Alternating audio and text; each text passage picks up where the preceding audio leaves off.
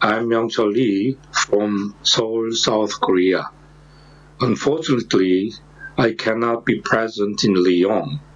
I'm very sorry for that, and I'm missing many good friends in Lyon. Today, I'm going to talk about totally arthroplasty with sensor technology.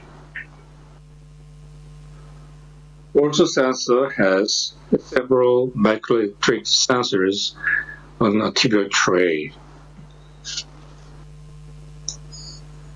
It provides dynamic compartmental load and contact point of femoral component on tibial tray through full range of motion.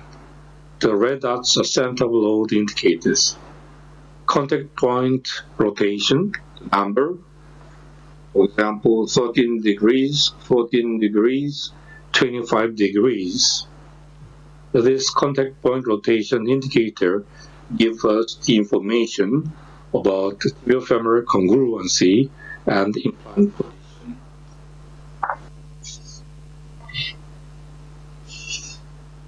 This is zero-time feedback. They provide dynamic kinematic tracking to see the tibiofemoral articulation through full range of motion. We can make informed decisions regarding soft tissue balance with this real-time feedback. We can see femoral rollback on the tray.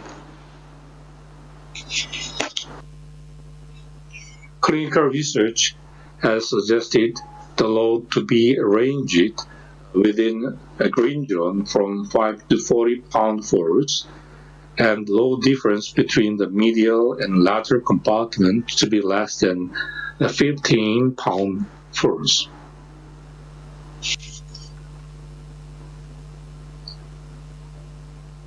This is an example of well-balanced knee.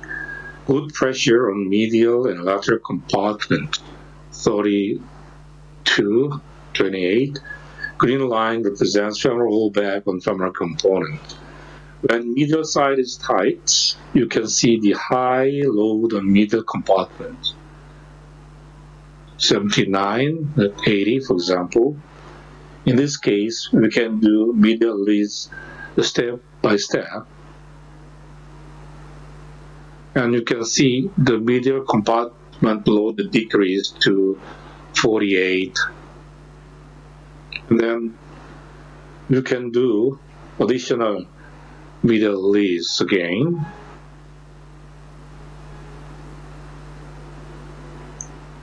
And finally, you can see the medial and lateral loads become within the acceptable range, 15 pound force, and the green line represents the femoral rollback.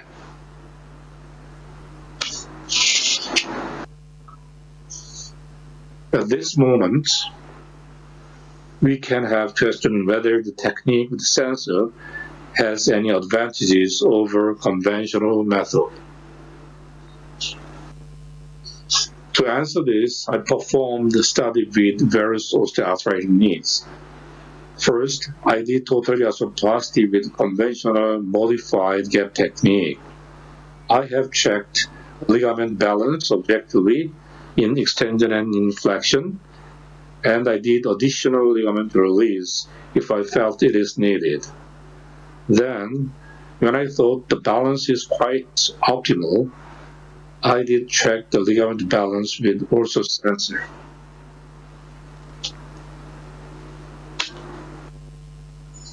This is the result. In extension, you can see only 47% of knees were balanced in my study. In mid-flexion, only 61% of knees were balanced. And in 90 degrees of knee flexion, 60% of knees were balanced as well. In the position of deep knee flexion, 120 degrees of flexion, only 61% of knees were balanced. Therefore, we can say that the results of ligament balance of conventional technique was not same with that with the sensor system. Then we can you say that the sensor technique can guarantee the better balance in total arthroplasty? In this study, they compared the results of OrthoSensors and gap technique done by 30-year experienced surgeon. And they found that the sensor group showed lower difference between medial and lateral compartment. And the sensor provided objective feedback to improve balances. In another study, knees with OrthoSensor and with measured resection technique were compared. And in this study, sensor group showed better medial to lateral force ratio.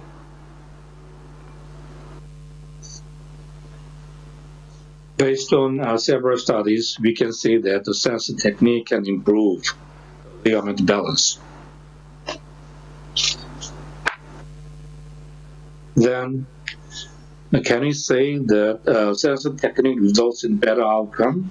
Therefore, there are several studies saying the advantages of total arthroplasties with sensor. In this study, balanced group with sensor showed better clinical outcome.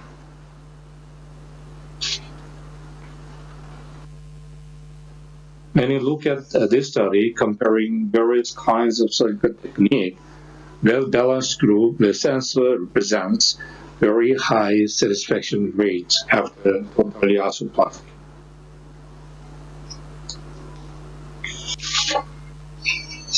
In summary, in total arthroplasty, subjective assessment of ligament tension may not be accurate in certain instances, and I think sensor provided instant feedback to perform ligament release and to improve ligament balancing. And the balanced knees with sensor may result in improved outcome. However, still we need long-term follow-up at this moment. Thank you very much for your kind attention. Thank you.